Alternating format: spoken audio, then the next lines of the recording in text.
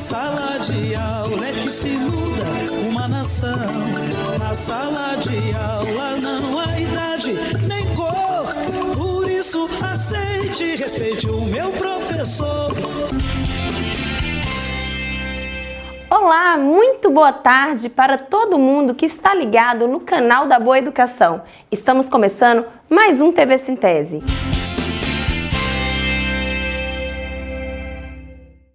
No último dia 15 de outubro, ou seja, segunda-feira passada, aconteceu um grande ato promovido pela CUT de Sergipe e o Sintese, mais uma vez, se fez presente. Afinal, quem sabe faz a hora, não espera acontecer. Vamos ver como foi.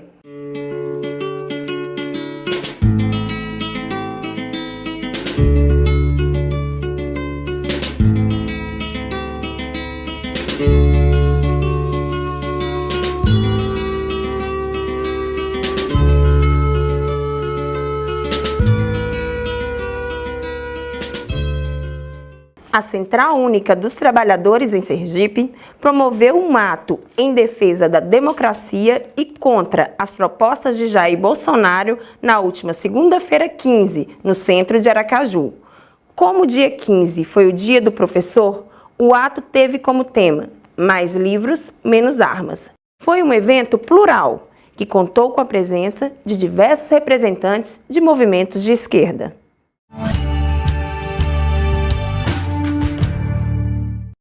Você lembra que na semana retrasada, mais propriamente no dia 10 de outubro, nós mostramos a carta compromisso que o Sintese entregou aos candidatos ao governo? Pois bem, agora que você está antenado no assunto, nós vamos debater todos os itens dessa carta, sabe com quem? Com a nossa presidenta, a professora Ivonete Cruz. Tudo bem, professora Ivonete? Tudo bom, Luana. Ivonete, a carta ela apresenta 7 metas e compromissos estabelecidos para o futuro governador. A primeira é garantir o reajuste do piso salarial do magistério, conforme estabelece a lei número 11.738 de 2008. A pergunta que eu faço é, ainda é preciso garantir, já que o piso é lei? Ainda é preciso falar que deve se cumprir uma lei? Exato. Veja como é complexo, né, essa discussão. Primeiro assim, Luana, colocar essa carta, ela foi encaminhada a todos os candidatos durante o primeiro turno das eleições. O Sintese, historicamente, ao longo de todos esses anos, nós encaminhamos, sempre que nós estamos diante de um período eleitoral, nós encaminhamos cartas compromisso, onde os candidatos devem se comprometer com políticas públicas e, no caso da gente, da educação. E agora que nós estamos a uma semana das eleições, praticamente para o segundo turno, acho bastante importante a gente voltar a debater esses temas, voltar a debater essas metas e voltar a debater essas propostas que foram encaminhadas e que para nós são fundamentais. E aí você começa tratando de uma das que assim é a mola mestra hoje, praticamente, da nossa luta e do compromisso que quem vier assumir o governo do Estado de Sergipe a partir de 2019, precisa ter com a categoria com o magistério, que é o pagamento do piso, como determina a lei. Como você mesma disse, se é lei, tem que se cumprir, não é necessário que haja nenhum compromisso que eu vou cumprir a lei. A lei precisa ser cumprida. Mas, infelizmente, não foi isso que nós vivemos nos últimos 4 anos, tanto é que nós passamos aí um longo período em que o piso não era reajustado como determina a lei, ou seja, aplicado na carreira do magistério. Ao longo desses anos, o governo do Estado aplicou o reajuste de piso apenas para uma parcela dos professores. O que destruiu a carreira do magistério. O que destruiu a carreira do magistério, porque ao longo desses anos o governo aplicava o reajuste de piso para os professores com formação em nível médio e para os demais professores com formação em graduação, pós-graduação, mestre e doutores. O governo, se já recebesse o valor do piso no seu vencimento, era 0 de reajuste, ou se não recebesse o valor do piso como vencimento, o governo fazia uma conta de chegada. Por exemplo, tinha professores que no mês, se o reajuste do piso estava em torno, por exemplo, de 11%, tinha professores que recebiam R$10, R$15 de aumento, porque ele não aplicava na carreira. Então, chegamos à situação absurda que o professor de nível médio, professor com mestrado, 9 anos de carreira, tinha o mesmo Vencimento mesmo, exatamente. Inicial. Recebeu a mesma coisa. Então, isso nós denunciamos aqui no programa ao longo desses 2 anos. Não, essa foi uma das pautas que esteve no nosso cotidiano durante todo esse período. Piso precisa ser reajustado na carreira. O reajuste que for anunciado pelo MEC no mês de janeiro, fevereiro, porque geralmente o MEC informa o reajuste do piso no início do ano. O governo que assumir, o governo do Estado de Sergipe no próximo ano, precisa assumir um compromisso com o magistério de que ele vai garantir o reajuste que foi informado pelo governo federal para todos os professores do Estado, seja ele de nível médio, seja ele professor com formação em nível médio, graduado, pós-graduado, mestre e doutor. Porque isso é o que define a lei. O piso é para todos. O piso é para ser aplicado a todos. E, infelizmente, a política adotada pelo esse governo que se encerra, foi de aplicar o piso apenas para professor de nível médio, o que destruiu nossa carreira, desaparecendo completamente a carreira. O segundo compromisso presente na carta fala de implementar a política de retomada da carreira do magistério conforme a regra estabelecida no artigo 3º da Lei Complementar 250 de 2014. Isso. E aí, mais uma vez, reiterar e relembrar o que é a nossa carreira.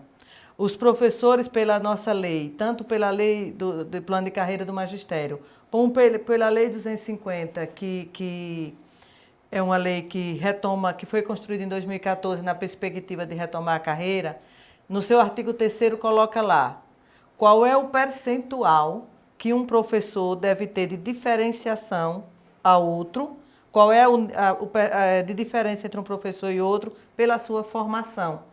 Aí, pegando um exemplo, se todo mundo está recebendo um valor de piso no vencimento, está todo mundo no nível médio. Mas se tem professores graduados, os professores graduados deveriam ter mais 40%. Em relação ao nível médio. Os professores com pós-graduação deveriam ter mais 50%. Em relação ao nível sempre médio. ao nível médio. 62% para mestrado, 100% para doutorado. Como nós já temos dito aqui, igualou todo mundo. O governo que assumiu, que estiver assumindo o governo do Estado a partir do próximo ano, precisa assumir com o magistério, e esse é um compromisso que a gente cobra nessa carta dos candidatos, e reiterando aqui nesse momento que nós estamos, próxima à eleição para o segundo turno, que nós temos aí agora apenas 2 candidatos na disputa, que o magistério espera é que haja uma política de retomada da nossa carreira para chegar aos percentuais que também é lei, porque os percentuais de 40%, 50%, 62% e 100% não é da vontade do governo aplicar ou não, deixar de aplicar. Esse percentual de diferença da carreira do magistério também é descumprir lei, também é descumprir uma lei. Daí nós temos como esses 2 pontos, os 2 primeiros pontos de compromisso que nós estamos cobrando dos candidatos a governo do Estado, que pague o piso para todos como manda a lei e que implemente uma política de retomada da nossa carreira. O terceiro compromisso da carta, ele fala sobre adotar medidas para que o Estado de Sergipe fique abaixo do limite prudencial da Lei de Responsabilidade Fiscal, LRF, de modo a promover a permanente valorização dos servidores públicos estaduais. Você pode explicar melhor essa questão? E uma das principais justificativas pelo governo do Estado para não aplicar o piso do magistério, o reajuste de piso, e para não garantir reajuste salarial para os servidores públicos em geral, é esse. A LRF. Que quer dizer, essas 3 letrinhas, Lei de Responsabilidade Fiscal, que é uma lei que cobra que o governo do Estado não pode extrapolar um limite X com folha de pagamento.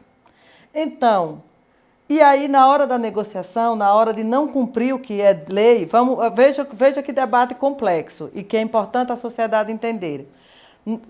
Quando é piso para o professor, quando é carreira do professor, aí a lei pode ser descumprida. Aí o gestor vai lá e não cumpre.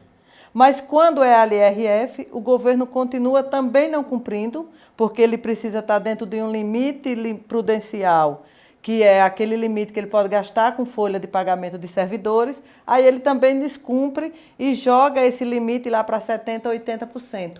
Aí diz, não posso dar reajuste porque já estou acima do limite.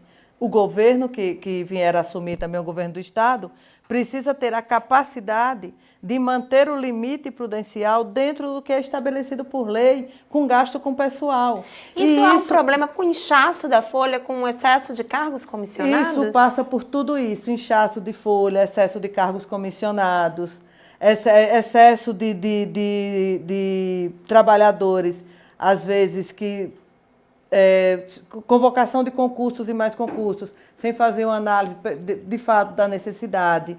Mas os cargos comissionados é um fato desse. E quando eles querem, eles encontram um mecanismo de utilização, de aplicação dos recursos de transparência, que eles ou elevam a LRF ou a diminuem. O que a gente espera, e está dentro aqui dos pontos que a gente estabelece aqui como um compromisso do gestor, é que ele cumpra mais essa lei, porque está dentro do limite prudencial. É uma questão de lei também, e que não pode ser desrespeitado, dizer, não vou pagar porque estou muito acima. Problema do gestor. O gestor precisa se organizar para que ele não extrapole o limite e possa, assim, garantir reajuste de piso para o magistério e possa, assim, garantir o reajuste para todos os servidores que vêm aí a um longo período sem direito a reajuste. O quarto ponto que tem na carta, ele trata sobre adotar medidas para capitalizar o Fundo Financeiro de Previdência do Estado de Sergipe, Finanprev, de modo a promover a política de valorização dos servidores ativos e aposentados. Nesse caso, bastava que o governo deixasse o orgulho de lado e seguisse as instruções do Sintese, que fez um estudo sobre a questão da Previdência no Estado, não é isso? Exatamente. Esse é outro problema bastante grave, bastante sério, e que precisa haver uma preocupação por parte de quem vem assumir o governo do Estado, que é a questão do Sergipe Previdência, é o rombo do Sergipe Previdência. É o déficit que o Sergipe Previdência tem hoje, que está em torno de 1.200.000. E que esse déficit, ao longo dos meses, tem provocado essa política de atraso do pagamento dos proventos aposentados. Por exemplo, desde 2015 que os aposentados recebem seus salários com atraso, nós já houve momentos de entrar praticamente um mês dentro do outro, ficar 2 meses sem receber salário parcelados. Por exemplo, os salários aposentados esse mês foi pago dia 11 dias após, então com atraso de contas. É um cenário muito difícil. Diante da preocupação do sindicato, por exemplo, não é tarefa nossa, porque nós não somos gestores, nós somos sindicatos, nós somos o sindicato, mas mesmo assim, preocupados com esse cenário de atraso de salários, nós contratamos uma especialista em estudo da Previdência, que foi a professora Mirella, da Universidade Federal do Rio de Janeiro. E ela fez uma análise muito precisa da situação do Sergipe Previdência. Ela apontou saídas para construir, para que o Sergipe Previdência possa ser capitalizado.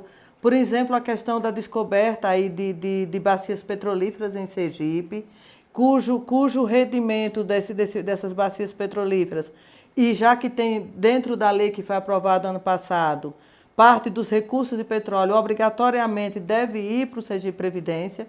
O governo que assumir o governo do Estado de Sergipe a partir do próximo ano precisa ter uma política junto ao governo federal e à Petrobras de explorar essas minas, de angariar mais recursos, de ver saídas, porque não pode ser, tem um rombo, tem um déficit enorme do Sergipe Previdência e quem paga é quem contribuiu a vida inteira. Porque quando se coloca aqui ativo e aposentado, eu me aposentei recentemente de um dos meus vínculos. Então, foram 30 anos contribuindo para a Previdência. E, ao me aposentar, eu começo a receber meu salário atrasado, porque tem um déficit que não fui eu a responsável por ele. A responsabilidade precisa ser de quem está como gestor de resolver essa saída. E, como você bem colocou, basta ter vontade política, basta ter a tranquilidade de sentar à mesa, de analisar todas as propostas que nós colocamos lá. O quinto ponto da Carta Compromisso, ele diz sobre assegurar a gestão democrática do ensino na rede estadual, de modo a democratizar as políticas educacionais do Estado. Explica um pouco, pessoal que está em casa, o que é essa gestão democrática? Isso, assim, tem-se uma ideia e uma avaliação, um entendimento, quando a gente discute gestão democrática, que ela tem como começo e fim eleição para diretores de escola. Nós temos o entendimento que a eleição para diretor de escola é a etapa final, é a última etapa, é o processo final de um modelo de gestão democrática do ensino. Porque a gente não está falando de gestão democrática da escola, a gente está falando de gestão democrática do ensino. E democratizar o ensino é democratizar todo o processo, é democratizar todo o sistema. Então, gestão democrática passa por isso, por discutir democraticamente todo o processo do ensino e da aprendizagem da educação. O sexto ponto, ele diz sobre fazer minuciosa análise do funcionamento das escolas de ensino médio em tempo integral, sobre o ponto de vista de garantir o direito e o acesso à educação para todos. Nós falamos muito também sobre ensino médio em tempo integral aqui no programa. Esse foi outro tema muito debatido aqui. E assim, ensino médio em tempo integral é um ponto que está no Plano Nacional da Educação. Está dito lá que até 2024, que é quando encerra-se esse Plano Nacional da Educação, pelo menos 50% das escolas devem funcionar em tempo integral. Mas não adianta apenas implementar o tempo integral sem que seja garantida as condições, a estrutura, tudo que faça de fato com que o tempo integral funcione.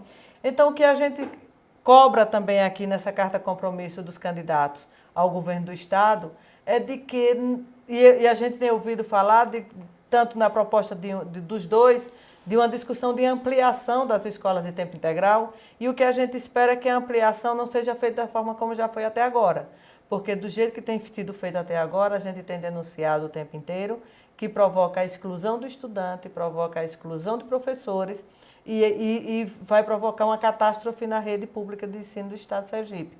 Então, o que a gente espera é que esse debate do ensino médio tempo integral seja um compromisso de quem vem assumir o governo do Estado de rediscutir. O sétimo e último ponto da carta, ela fala sobre construir um processo de valorização do servidor público a partir da democratização das políticas públicas. Explica pra gente esse ponto final da carta. Essa parte de conselhos, onde é discutida a política pública da vida do servidor, do cotidiano do servidor. A gente tem cobrado o tempo inteiro participação, que os servidores tenham participação nesses conselhos, que o servidor possa participar para discutir a política, para discutir o processo. Por exemplo, o IPE Saúde é uma demanda que é muito importante para o servidor, e a gente e os trabalhadores, os servidores, não têm assento no Conselho do IPES. E nós contribuímos com o IPE Saúde. Os servidores, em geral, não são o magistério. Todo mês ele vai lá e contribui. Então, é importante que ele esteja participando do Conselho para que as políticas públicas de utilização desse serviço tão importante para o trabalhador, ele possa estar acompanhando, ele possa estar discutindo, ele possa estar participando. O Sergipe Previdência. Nós contribuímos a vida inteira para o Sergipe Previdência. Está um problema sério no Sergipe Previdência. E os trabalhadores não têm assento no Conselho para estar lá discutindo, para estar lá debatendo. Então, esse é outro compromisso que a gente coloca aqui nessa carta e que nós consideramos importante. Então, são esses aí os pontos que estão nessa carta compromisso e que, ao nosso ver, são essenciais para que, de fato, haja da parte de quem vier assumir o governo do Estado, políticas públicas que venham a começar a discutir uma educação pública de qualidade em outro nível, em outra concepção. Eu quero agradecer a sua presença nesse sábado com a gente, agradecer pela entrevista e quero agradecer a você também que nos acompanhou nessa tarde de sábado. Vamos ficando por aqui, mas no próximo sábado estaremos de volta, se Deus quiser e Ele há de querer. Tchau, pessoal! Na sala de aula é que se muda uma nação. Na sala de aula